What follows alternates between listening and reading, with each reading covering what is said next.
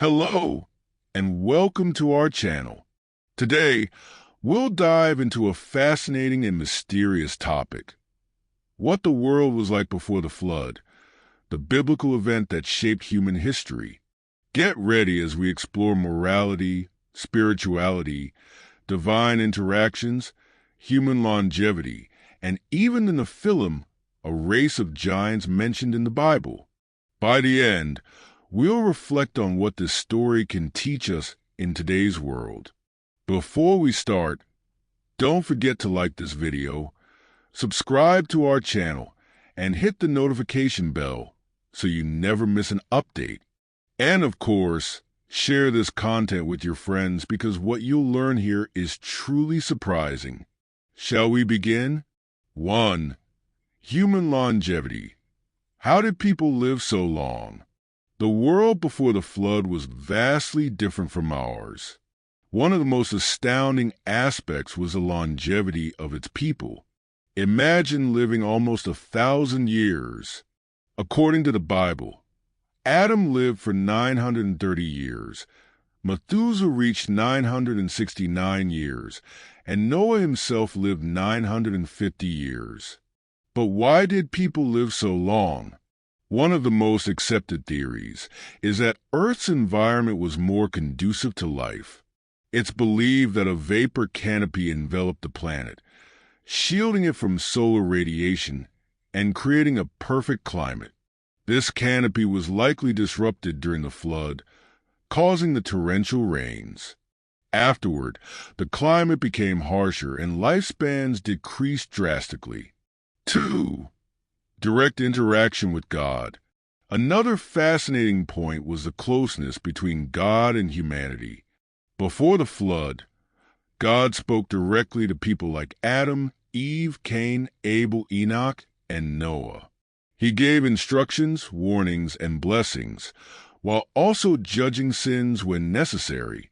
One incredible example of this intimacy is Enoch, who walked with God so closely that he was taken to heaven without experiencing death.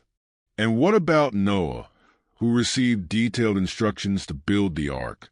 These examples show that even amid widespread corruption, it was possible to live a life of closeness with God. 3. The Nephilim, a race of giants. Now, we arrive at one of the most intriguing topics. The Nephilim, described in the Bible as a race of giants or mighty men. In Genesis 6 verse 4, we read that these beings were the result of the union between the sons of God and the daughters of men. Who were these sons of God? Interpretations vary. Some believe they were fallen angels who rebelled. Others say they were descendants of Seth, Adam's righteous son. Another view suggests the sons of God were human kings who proclaimed themselves divine. The Nephilim were known for their strength and power, but their presence contributed to the violence and corruption that led to the flood.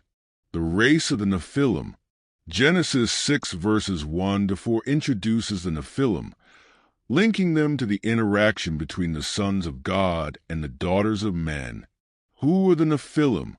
Genesis 6 verse 4 states, "The Nephilim were on the earth in those days, and also afterward, when the sons of God went to the daughters of humans and had children by them. They were the heroes of old, men of renown. They are described as extraordinary beings, renowned for their strength and stature." Interpretations of their origins. Fallen angels. Some believe the sons of God were rebellious angels who had relationships with human women. Seth's lineage. Another interpretation is that they were descendants of Seth, who intermarried with Cain's corrupt lineage. Powerful kings. Some suggest they were human rulers claiming divine status. Characteristics of the Nephilim. The Hebrew term Nephilim is often translated as giants, but it can also mean fallen ones. They were likely a unique blend, resulting in a race that was both physically imposing and morally corrupt. Influence on the antediluvian world. Their presence exacerbated the earth's corruption and violence. Genesis 6 verses 11 to 12. They may have played a significant role in the moral decline that led to the flood. Cultural and mythological connections. Ancient myths, such as the Greek Titans or Norse giants, may echo the memory of the Nephilim's existence. Impact on the flood decision. Moral corruption. The union of the sons of God and the daughters of men symbolizes rebellion against God's boundaries. Divine judgment. The flood was God's response to cleanse humanity of this corruption. For morality and spirituality in the antediluvian world. The world before the flood was deeply corrupt. Genesis 6 verse 5 says, "The Lord saw how great the wickedness of the human race had become, and that every inclination of the thoughts of the human heart was only evil all the time." Violence, immorality, and rebellion against divine principles were rampant. Yet not everyone succumbed to sin. Enoch and Noah are examples of righteous individuals who remained faithful to God. Noah, in particular, was chosen to save humanity, building the ark and preaching God's righteousness. Lessons and reflections for today. Parallels with modern times. Jesus warned that the last days will resemble the days of Noah. Matthew 24 verses 37 to 39. Much like then, today's world faces moral and spiritual challenges that demand reflection and a return to God.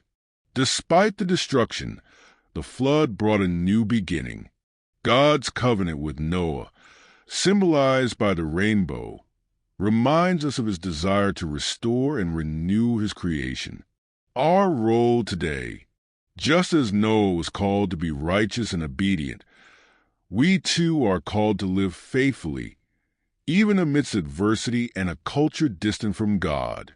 The story of the flood encourages us to be a light in times of moral and spiritual darkness.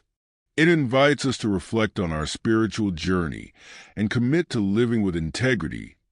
Like Noah and Enoch, seeking a deeper relationship with God. Just as God gave humanity a new beginning after the flood, he continues to offer each of us the chance to start anew, renewing our faith and purpose. If you enjoyed this topic, don't forget to like the video, subscribe to our channel, and share it with your friends. Let's spread this message far and wide. See you in the next video, and may God bless you